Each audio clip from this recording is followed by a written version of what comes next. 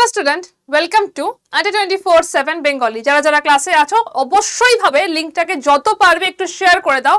তার কারণ আজকে আমরা একটা অন্য ধরনের ম্যাপ নিয়ে কথা বলবো, যেরকম ম্যাপ অ্যাকচুয়ালি পৃথিবীতে এক্সিস্টই করে না।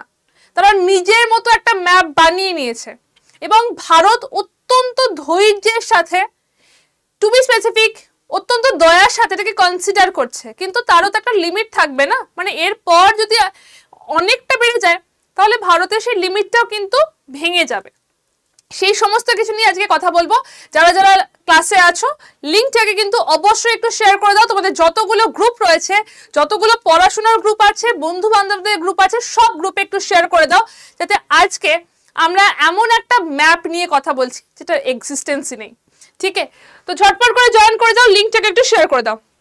ফার্স্টে তোমরা আমার থাম্বনেল দেখেই বুঝতে পেরে গেছো, ম্যাপ অফ গ্রেটার বাংলাদেশ। কখনো শুনেছো এরকম গ্রেটার বাংলাদেশের কথা? কিন্তু এখন হচ্ছে, এখন এরকম অনেক ম্যাপ পাবলিশ করা হচ্ছে যেখানে ভারতের পার্টগুলোকে নিয়ে তারা নিজেদের মতো করে একটা ম্যাপ বানিয়ে দিচ্ছে। কিছুদিন আগে পর্যন্ত চীন এটা করতো, এখন ভারতের অন্য এক প্রতিবেশী দেশ বাংলাদেশ, তার অন্তর্বর্তীকালীন যে সরকার রয়েছে, ইউনিসের আন্ডারে যে সরকার রয়েছে, তারা একটা আলাদা রকমেরই ম্যাপ প্রকাশ করেছে যেখানে ভারতের অনেক পার্ট তারা নিজেদের মনে করে নিয়ে নিয়েছে এবং সেটাকে পাবলিশও করা হচ্ছে। এবং বাকি সেই বাংলাদেশের অনেক মিডিয়া, অনেক এনজিও সেটাকে সাপোর্ট করে বলছে হ্যাঁ এটাই করা উচিত। কিন্তু তারা জানে না যে তারা যাদের সাথে এই জিনিসটা করছে, যাদের সাথে পাঙ্গা নেওয়ার চেষ্টা করছে, তারা কতটা শক্তিশালী হয়ে উঠছে দিনকে দিন। এবং সত্যিকারেরই অনেক ধৈর্যর সাথেই ভারত কিন্তু এই জিনিসটাতে হ্যান্ডেল করছে। বাট এই যে গ্রেটার বাংলাদেশের ম্যাপটা হয়েছে, তার বিরোধিতা ভারত কিন্তু অফিসিয়ালি করেছে। কি হয়েছে পুরো ব্যাপারটা দেখা যাক। তো ফার্স্ট অফ অল একটা ম্যাপ পাবলিশ করা হয়েছে। কে পাবলিশ করেছে? মেহফুজ আলম। মেহফুজ আলম বলে একজন ব্যক্তি, যিনি কিনা বাংলাদেশ সরকারের বা ইউনিসের যে সরকার রয়েছে তাকে পরামর্শ দেবে এমন একজন ব্যক্তি। তিনি এমন একটা ম্যাপ এখানে পাবলিশ করেছেন যেখানে ভারতের অনেক অংশ তিনি নিজেদের বাংলাদেশের মধ্যে ইনক্লুড করে নিয়েছেন এবং সেটাকে গ্রেটার বাংলাদেশ বলা হচ্ছে। মেহফুজ আলম একটা পোস্ট করেছেন, সেই পোস্টে তিনি বিভিন্ন অনেক কিছু নিয়ে লিখেছেন এবং তার সাথে তিনি একটা ম্যাপ পাবলিশ করেছেন যেটাকে গ্রেটার বাংলাদেশ বলা হচ্ছে। এবং টু বি স্পেসিফিক তুমি দেখতে পাচ্ছ এই ম্যাপটাকে পাবলিশ করা হয়েছে এবং এই ম্যাপটার মধ্যে বিভিন্ন অঞ্চল, যেমন আমাদের এই চিকেন স্নেকের অঞ্চলটা, শিলিগুড়ি করিডোর যাকে বলা হয়, আসামের বেশ কিছু অঞ্চল, ত্রিপুরার বেশ কিছু অঞ্চল, পশ্চিমবঙ্গের তো বেশ কিছু অঞ্চল বটেই। 4 দিনে কলকাতা দখল করে নেবে যেটা বলেছিল সেটাকে তারা সত্যি মনে করে নিয়েছে। 4 দিনে কলকাতা দখল করে নেবো এই জিনিসটাকে তারা এত সিরিয়াসলি নিয়ে নিয়েছে, তারা ম্যাপ বানিয়ে ফেলেছে। এনিওয়ে, তো তারা সেরকম ম্যাপ বানিয়ে এটাকে পাবলিশ করেছে। এটা যদি কোনো একটা সাধারণ মানুষ এই জিনিসটা পাবলিশ করতো তাহলে এতটা মাথা ঘামানো হতো না, তাহলে ভারত সরকার জিনিসটাকে পাত্তাই দিত না। কিন্তু কে পাবলিশ করেছে? পাবলিশ করা হয়েছে, এই পুরো জিনিসটাই পাবলিশ করা হয়েছে মেহফুজ আলমের তরফ থেকে, তার পোস্ট থেকে। এবং মেহফুজ আলম কেন তিনি এতটাই ইম্পর্টেন্ট ব্যক্তি হিসেবে যাচ্ছেন? ইউনুস যখন ইউএসএ সফর করেন, তার সাথে ওখানকার ইউএসএ প্রেসিডেন্টের যথেষ্ট ভালো সম্পর্ক। তিনি যখন ইউএসএ সফর করেন তখন তিনি স্টেজের মধ্যে মেহফুজ আলমকে ডেকে এনে সম্বর্ধনা দেন। ইউনুস মেহফুজ আলমকে ডেকে এনে সম্বর্ধনা দেন এবং তিনি বলেন বাংলাদেশের বর্তমান পরিস্থিতি, বাংলাদেশের বর্তমান উন্নয়ন, সমস্ত কিছুর পেছনে যে মানুষটার মাথা কাজ করছে তিনি হচ্ছে এই মানুষটা। তার মানে একটা জিনিস ভাবো, এটা কোনো সাধারণ জনগণ করেনি, এমন একটা লোক করেছে যে বর্তমানে বাংলাদেশ সরকারের পরামর্শদাতা এবং সে এমন একটা ম্যাপ প্রকাশ করছে যেটা গ্রেটার বাংলাদেশ হিসেবে যাচ্ছে এবং যেখানে ভারতের প্রচুর অংশ তারা নিজেদের মতো করে ক্লেম করে নিচ্ছে। এবং শুধু এইটুকু জিনিসই নয়, আরো যদি বলা যায় বাংলাদেশের একটা মিডিয়া, বাংলাদেশের যে মিডিয়া রয়েছে সেখানে একটা এনজিও রয়েছে, সেই এনজিওতেও কিন্তু একটা এই জিনিসটা খুব বেশি রকম ভাবে পাবলিশ করা হচ্ছে যে বাংলাদেশের এবার নিজের চোখ খোলা উচিত, তার নিজের অধিকার বুঝে নেওয়া উচিত। কি অধিকার বুঝে নেওয়া হবে? বাংলাদেশের থেকে এখনো ভারতের থেকে চাল আলু সমস্ত কিছু ভারতের থেকেই যাচ্ছে, কিন্তু কিছু সংখ্যক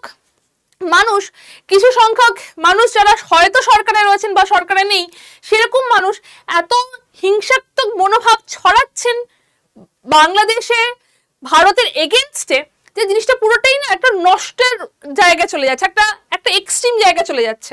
ভারত অত্যন্ত ধৈর্যের সাথে, অত্যন্ত দয়ার সাথেই এই জিনিসটা এখনো পর্যন্ত হ্যান্ডেল করছে, কিন্তু এবার এটার প্রোটেস্ট করা হয়েছে অফিসিয়ালি, প্রোটেস্ট করা হয়েছে এবং জানানো হয়েছে যে এই রকম জিনিস যদি আরো পরবর্তীতে হয় তাহলে ভারত সরকার কিন্তু এটার বিরুদ্ধে স্টেপ নিতে পারে। কারণ একটা ম্যাপ যেখানে লিটারেলি ভারতের বিভিন্ন জায়গাকে নিজের জায়গা হিসেবে ক্লেম করাটা, সেটা তো খুব একটা ঠিকঠাক জিনিস হচ্ছে না, তাই না? এইসব কিছু বলা হচ্ছে, তার সত্ত্বেও ভারতের থেকে চাল আলু আরো বিভিন্ন জিনিসপত্র সেগুলোও নেওয়া চলছে। শুধু এইটুকুনি নয়, একটা জিনিস খুব বারবার চোখে আঙুল দিয়ে দেখিয়ে দিচ্ছে, এই যে ইউনিসেফ সরকার এখন বাংলাদেশে রয়েছে, একটা জিনিস বারবার আঙুল দিয়ে দেখিয়ে দিচ্ছে যে তাদের মধ্যে কতটা ভারত বিরোধিতা রয়েছে, ভারতের প্রতি হেট্রেড রয়েছে। কেন? তার কারণ হচ্ছে আমরা একটা জিনিস জানি যে শত্রু বন্ধু হয়ে যায়। তো অল অফ এ সাডেন বাংলাদেশের সাথে পাকিস্তানের খুব বন্ধুত্বতা বেড়ে গেছে। বাংলাদেশের সাথে পাকিস্তানের বন্ধুত্বতা বেড়ে গিয়ে ইউনিস সরকার পাকিস্তানের পিএম কে বলেছেন যে আমাদের 1971-এ যা ইস্যু হয়েছে সেগুলোকে ভুলে গিয়ে নতুন করে আমরা একটা স্টার্ট করতে পারি। 1971-এ বাংলাদেশ দেশটা গড়ে উঠেছিল ভারতের সাহায্যে, ভারত প্রচুর সাহায্য করেছিল, ভারতের সাহায্যে যাদের এগেনস্টে বাংলাদেশ যুদ্ধ করে নিজে একটা আলাদা দেশ হলো, এখন তাদের সাথে কি বন্ধুত্ব করা হচ্ছে ভারতের এগেনস্টে। এনিওয়ে, এখন এই সরকার আরো অনেক কথা বলছে আমাদের বন্ধুদের কাছে, আমার বন্ধু দেশের কাছে এই অস্ত্র আছে, ওই অস্ত্র আছে যাদের আমরা ইউজ করতে পারি, এরকম অনেক কথাবার্তা বলা হচ্ছে। কিন্তু এমনি কথা বলা আর সরকারের তরফ থেকে একটা ম্যাপ পাবলিশ করার মধ্যে পার্থক্য থাকে, আর এই পার্থক্যটা আছে বলেই এই ম্যাপ পাবলিশ করার পিছনে ভারত সরকার তার তীব্র ভৎসনা করেন এবং নিন্দা করেন, এবং এরকম যাতে আর ফার্দার না হয় সেটার কথা তিনি বলেন। এবং অবশ্যই ভাবে এই জন্য, এই যে ভারত তার বিরোধিতা করলেন তার জন্য সেই ম্যাপ বা গ্রেটার বাংলাদেশের ম্যাপকে কিন্তু উইথড্র করে নিতে হয় উইদিন সাম আওয়ার্স, কিছু ঘন্টার মধ্যেই সেই ম্যাপকে উইথড্র করে নিতে হয়।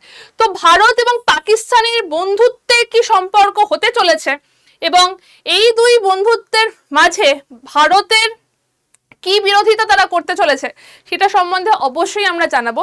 কিন্তু আরেকবার ভালো করে মনে করে দিচ্ছি, বাংলাদেশের এই ম্যাপ, বাংলাদেশের এই যে গ্রেটার বাংলাদেশ বলে ম্যাপ, সেই ম্যাপের যে জায়গাগুলো ভারতের সেগুলো কিন্তু ভারতেরই থাকবে। 4 দিনে কলকাতা দখল করে নেব বলাটা যত সহজ ততটা কিন্তু করাটা নয়।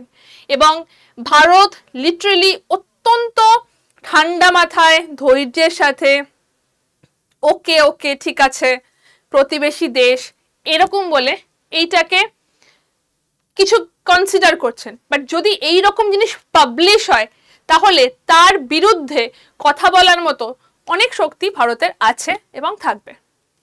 তোমাদের কি মনে হয়, তোমরা কি মনে করছো এই পুরো ব্যাপারটা নিয়ে অবশ্যই জানাবে, এবং আমাদের অ্যাপটাকে, এই ধরনের কন্টেন্টের জন্য আমাদের অ্যাপটাকে ডাউনলোড করে রাখবে। আমাদের অ্যাপ ছাড়াও আমাদের বিভিন্ন ধরনের পড়াশোনা সংক্রান্ত বিভিন্ন চ্যানেল রয়েছে, RJ24/7 Bengali, rail police, WBCS topper এবং স্মার্ট স্কুল। অবশ্যই এই চ্যানেলগুলোকে সাবস্ক্রাইব করে রেখো যাতে এই ধরনের কন্টেন্ট, পড়াশোনার কন্টেন্ট তোমরা আরো বেশি পেতে পারো। ক্লাসটা কেমন লাগলো, তোমাদের কি মতামত হচ্ছে বাংলাদেশের সরকারের এই গ্রেটার বাংলাদেশের ম্যাপ নিয়ে তা অবশ্যই জানাবে। লিটারালি আমার কথা যদি বলা হয় যে ম্যাম আপনার কি মনে হচ্ছে বলুন, তাহলে এটা পুরোপুরি পার্সোনাল, বাট আমার মনে হচ্ছে যে এবার একটুখানি থামা উচিত, আমরা রোজই খবরে অনেক কিছুই শুনছি যে 4 দিনে কলকাতা দখল করে নেওয়া হবে, এই হবে ওই হবে, অনেক কিছু শোনা যাচ্ছে। বাট তারপরেও একটা অফিসিয়াল তরফ থেকে যদি এরকম ম্যাপ আসে তাহলে সেটা কিন্তু ডিরেক্টলি আমাদের অফিসিয়ালের এগেনস্টেই চ্যালেঞ্জ করা, এবং সেটা কিন্তু খুব একটা দুটো দেশের জন্যই খুব একটা ভালো জিনিস হবে না। তাই তোমাদের কি মনে হয় সেটা অবশ্যই তোমরা কমেন্ট করে জানিও। দেখা হচ্ছে নেক্সট সেশনে, ভালো থাকো সবাই।